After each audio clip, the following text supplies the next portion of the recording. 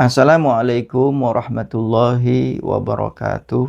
Bismillah, alhamdulillah, wassalatu wassalamu ala rasulillah Muhammad ibn Abdullah wa ala alihi wa ashabihi ajmain.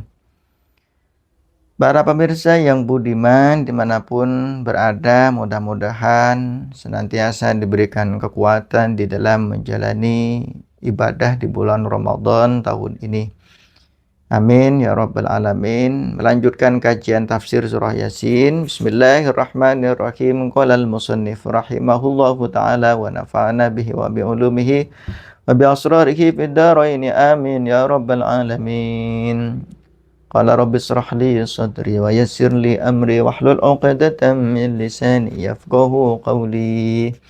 Kita sudah sampai pada ayat Bismillahirrahmanirrahim. Inna nahnu nuhyil mauta wa naktubu ma qaddamu wa atharahum. Inna sesungguhnya kami, nahnu ialah kami atau rupanya kami. Nuhyil ialah menghidupkan siapa kami. Nuhyi ialah menghidupkan siapa kami. Al-mauta terhadap segala yang mati. Maksudnya fil kiamati, di waktu kiamat, au fil qabri, atau di dalam kubur, li jawabi mungkarin, untuk menjawab malaikat mungkar, wa nakirin, dan malaikat nakir. Au nuhyi, atau menghidupkan siapa kami, al-quluba terhadap hati-hati. Hati-hati ini al-maytata yang mati, biindarika dengan peringatan engkau wahai Nabi Muhammad. Para pemirsa yang budiman dimanapun Anda berada, ayat ini menegaskan kepada kita bahwa pada akhirnya orang-orang yang meninggal dunia akan dihidupkan kembali oleh Allah Subhanahu wa taala. Kapan dihidupkan kembali? Fil qiyami au fil qabri, pada saat hari kiamat atau sedang ada di dalam kubur, ya. Dalam rangka apa Allah menghidupkan kembali, ya, makhluk-makhluk yang sudah meninggal ini? Li jawabi mungkarin wa nakirin, menjawab pertanyaan malaikat mungkar dan malaikat nakir. Ini salah satu tafsir dari inna nahnu nuhyil mauta. Ada pertanyaan begini dari orang-orang yang mungkin tidak percaya terhadap kehidupan setelah kematian. Mungkinkah Allah itu menciptakan atau menghidupkan makhluk-makhluk manusia yang sudah meninggal setelah kematiannya? Nah, secara logika begini, kalau Allah Subhanahu wa taala itu mampu menciptakan dan membuat manusia, membentuk manusia yang sempurna seperti ini, dari asalnya tidak ada menjadi ada, apalagi dari memang sudah pernah ada kemudian ada kembali, ya tentu sangat mudah dan lebih mudah, ya. Logikanya kan begitu. Jadi Allah saja mampu menciptakan dari tidak ada menjadi ada. Kenapa Allah kemudian menjadi tidak mampu dari menghidupkan kembali setelah kematian? Kan tidak logika sekali, ya. Jadi seharusnya itu lebih mampu dan lebih mudah begitu. Nah, itu yang bisa dibuat jawaban, ya, untuk menangkal, memfilter pertanyaan-pertanyaan semacam itu begitu. Jadi kita manusia ini mendapatkan nikmat yang luar biasa, yaitu dari asal mula kita tidak ada menjadi ada, itu termasuk dari kenikmatan yang luar biasa. Ditambah lagi kenikmatan yang luar biasa itu, kita ini dari tidak ada kemudian menjadi ada dan berada di lingkungan muslim, ya, di lingkungan yang beriman kepada Allah Subhanahu wa taala. Itu juga bagian dari kenikmatan yang luar biasa yang patut untuk kita syukuri dengan keberadaan ini. Nah, itu salah satu tafsir dari inna nahnu nuhyil mauta. Atau yang dimaksud dengan ayat inna nahnu nuhyil mauta itu adalah nuhyil quluba al-maitata biindarika. Bahwasannya Allah akan menghidupkan hati-hati yang mati dengan peringatan yang dibawa oleh Rasulullah sallallahu alaihi wasallam. Jadi sebelum Rasulullah ini diutus ya, belum menjadi utusan, maka hati-hati orang-orang kafir Quraisy itu kan mati. Mati di dalam arti tidak beriman kepada Allah, tidak mengenal ajaran agama Islam. Yang mereka sembah adalah patung-patung, berhala dan lain sebagainya, sebagai warisan dari nenek moyang yang sangat mengakar. Karena saking mengakarnya sehingga sulit sekali untuk kemudian diingatkan, diberitahu tentang kebenaran agama Islam. Nah, dengan peringatan yang dibawa oleh Rasulullah itulah kemudian menjadi nuhyil qulubal maitata, hati-hati yang mati itu menjadi hidup. Nah, tafsir yang kedua menafsirkan seperti itu. Jadi ada dua tafsir tentang inna nahnu nuhyil mauta. Yang pertama adalah Allah menghidupkan kembali orang-orang yang sudah meninggal itu di hari kiamat ataupun di dalam kuburnya untuk menjawab pertanyaan malaikat munkar dan malaikat nakir, atau Allah nuhyil qulubal maitata bi indzalika, dengan peringatan Rasulullah. Allah menghidupkan hati-hati yang mati dengan ajaran agama Islam. Wa naktubu ma qaddamu wa atharahum, dan menulis, mencatat siapa kami ma terhadap perbuatan-perbuatan, amal-amal qaddamu yang mendahului siapa kalian semua, melakukan siapa kalian semua, wa atharahum, dan bekas-bekas atau tinggalan-tinggalan dari perbuatan-perbuatan kalian. Nah, ini yang perlu kita ingat-ingat para pemirsa, bahwasannya amal yang kita lakukan di dunia ini ada catatannya secara rapi. Tidak hanya sekedar amal-amal yang dicatat secara rapi, tetapi asarnya pun juga ada catatannya. Tinggalan kita di dunia ini, entah baik ataupun buruk, itu menjadi asar pada akhirnya. Asar itu ada catatannya, atau ada pembukuannya. Ya, asar itu ada pembukuannya. Jadi misalkan kita beramal, meninggalkan kebaikan dari amal kita itu, dan amal kebaikan yang kita tinggalkan ini kemudian dilanjutkan oleh orang lain, oleh anak-anak kita, oleh keluarga kita, ya, yang asalnya baik dilanjutkan juga menjadi baik, maka asar semacam ini akan terus mengalir kepada kita karena bagian dari amal jariah kita selama di dunia, dan termasuk ke dalam man sanna hasanatan, ya, orang-orang yang memulai kebaikan dan kemudian kebaikan itu dilanjutkan oleh generasi-generasi berikutnya, maka akan terus mengalir menjadi amal jariah kita, begitu. Maksudnya na'muru, memerintah siapa kami, kiroman, karena memuliakan, katibina, terhadap para pencatat, ya, para pencatat. Nah, malaikat yang ditugaskan untuk mencatat, biayak tubuh, dengan gambaran mencatat, menulis siapa katibin, a'malahum, terhadap amal-amal perbuatan manusia, minal khairi, dari yang baik, wasyari, dan dari yang jelek. Wa qala, dan berkata siapa ba'dul mufassirin, sebagian para mufassir, al muradu, adapun yang dikehendaki, bi atharihim, dengan kata-kata athar pada ayat wa naktubu ma qaddamu wa atharahum, apa yang dikehendaki dengan kata-kata atharahum itu adalah khutuwatuhum, ialah langkah-langkah kita, ilal masjid, ke masjid.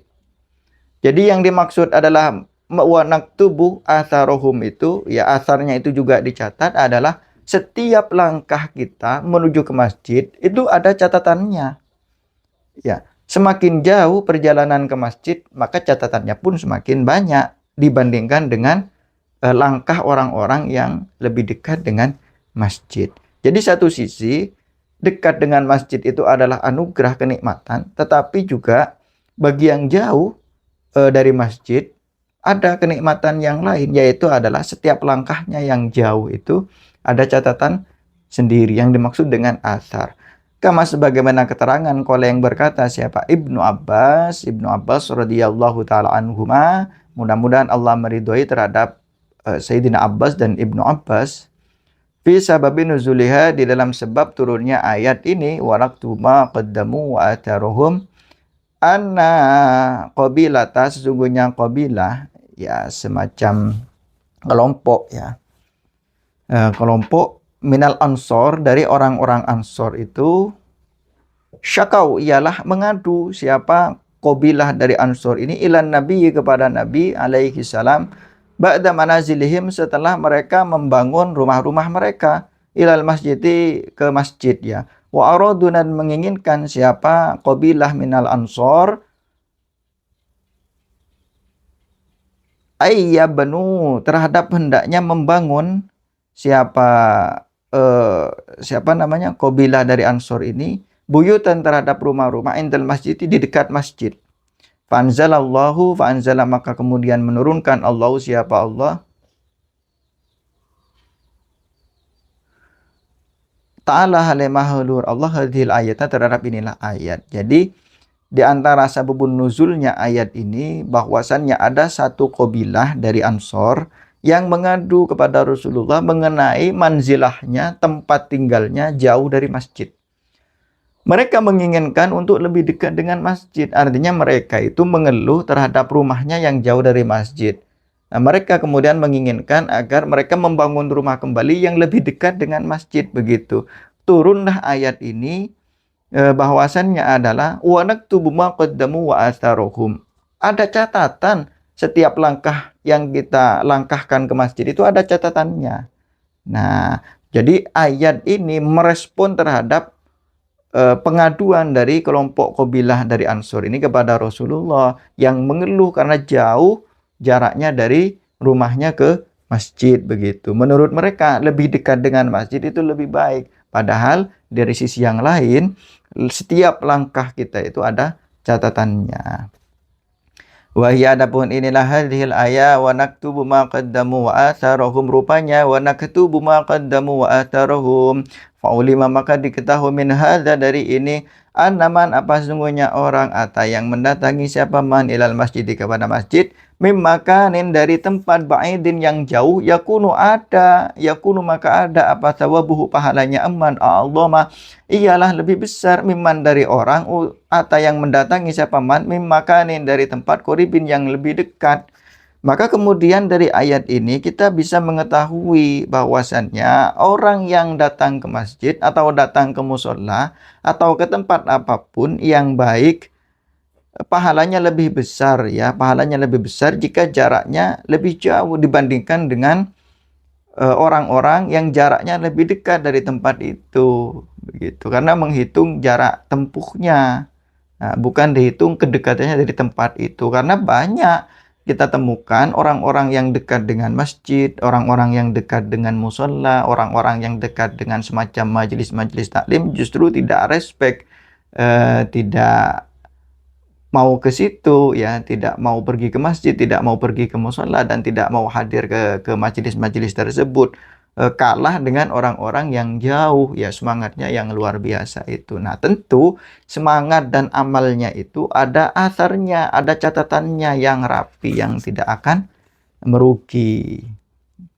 Kama, sebagaimana keterangan ruwi yang diceritakan, apa ma anin nabi, dari nabi alaihi salatu wassalam, ala ukhbirukum bima yamhullahu bi khotoya wa turfa'u bihi ad-darajatu isbagal wudu'i alal makarihi.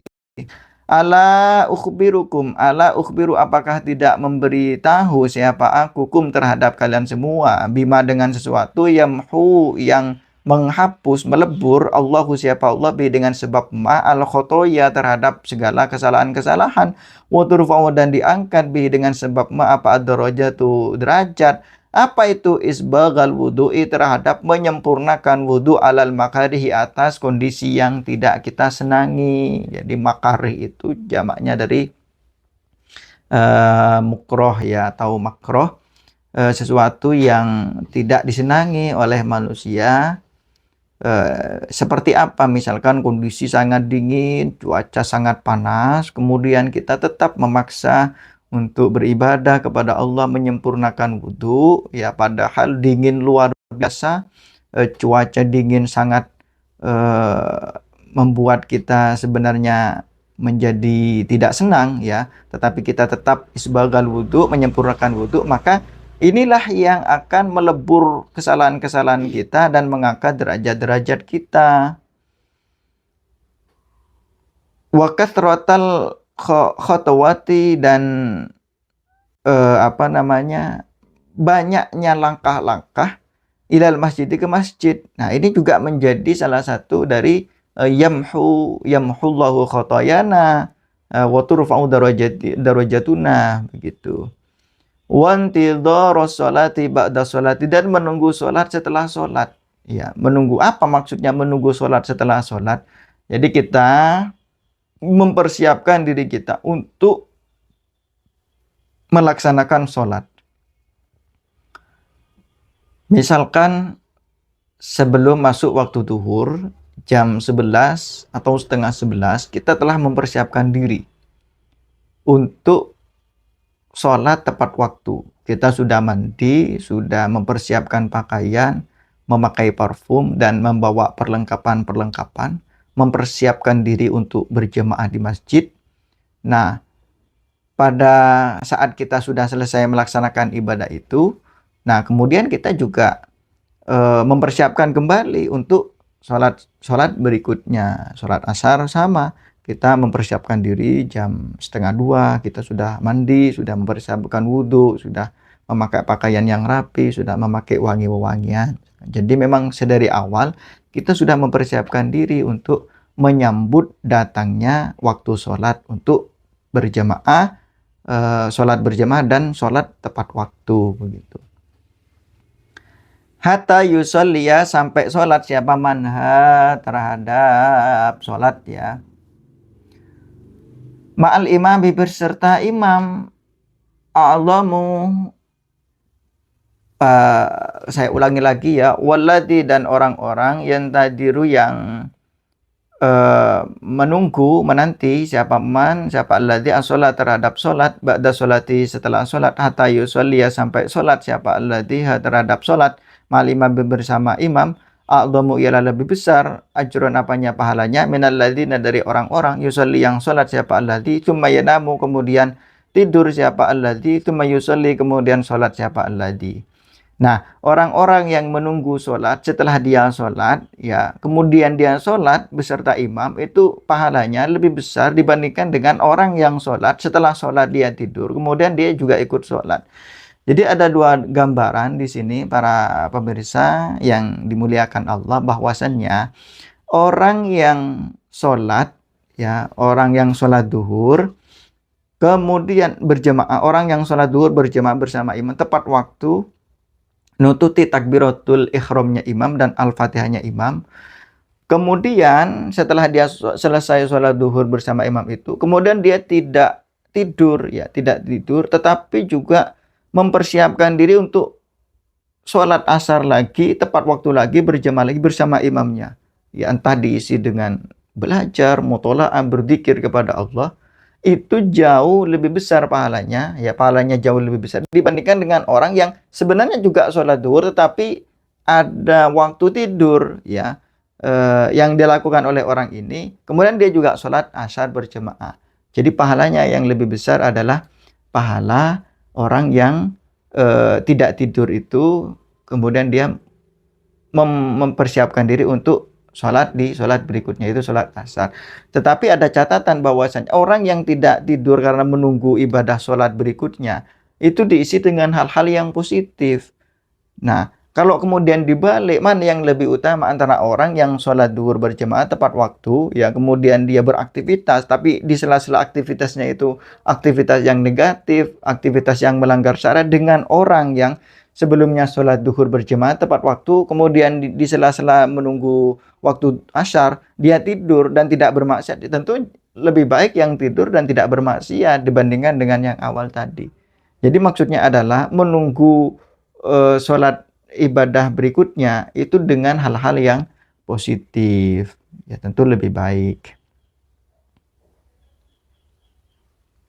Uruya dan diceritakan fi tafsiri atharihim di dalam tafsir apa riwayat fi tafsiri atharihim, yakni bermaksud siapa musannif ma terhadap perkara taruku yang meninggalkan siapa kaum eh, min sunnatin dari kesunahan hasanatin yang baik solehatin yang bagus fa'amila maka mengerjakan ya siapa man biha dengan sunnatin hasanatin solehatin ba'da mautihim setelah matinya kaum-kaum itu kama sebagaimana ya diriwayatkan apa ma'anin nabi dari nabi alaihi salam man sanna sunnatan hasanatan falau ajruha wa ajru man amila biha min ba'dihi min ghairi ayyan qusa min ujurhim syai'un wa man sanna sunnatan sayyatan kana alaihi wizruha wa wizru man amila biha min ba'dihi min ghairi ayyam qusa min auzarihim syai'un. Ada juga riwayat yang menafsirkan bahwa yang dimaksud dengan atharohum itu adalah orang-orang yang meninggalkan kebaikan setelah dia meninggal dan kebaikan tersebut tetap dilestarikan ya dilanjutkan oleh generasi-generasi berikutnya, maka itu akan menjadi amal jariahnya karena berdasarkan pada hadis Rasulullah Shallallahu Alaihi Wasallam yaitu man adapun barang siapa sana ialah memulai siapa man sunatan terhadap kesunahan hasanatan yang baik falahu maka ialah bagi eman ajruha adapun pahalanya sunatan hasanatan wa ajruman dan pahalanya orang amillah yang berbuat siapa man biha dengan sunatan hasanatan min ba'di dari setelahnya man setelah meninggal min ghairi ayyang quso dari tanpa berkurang min ujurihim dari pahalanya man amila bihi man amila bihi apa syai'un sesuatu tidak berkurang sedikit pun. Jadi amal soleh yang kita lakukan, tinggalan kebaikan yang kita lakukan semasa hidup, kemudian kita meninggal dan dilanjutkan oleh generasi berikutnya, kita sudah dapat pahala dari amal kebaikan ini dan kita juga dapat pahala dari amal kebaikan generasi kita yang melanjutkan dari amal-amal baik kita selama di dunia tanpa berkurang sedikit pun. Sebaliknya sama, kalau yang kita tinggalkan itu keburukan, kemudian kita dapat dosa dari keburukan ini kemudian dilanjutkan oleh generasi berikutnya, maka kita akan mendapatkan keburukan atau dosa dari amal buruk yang dilakukan oleh generasi kita setelahnya.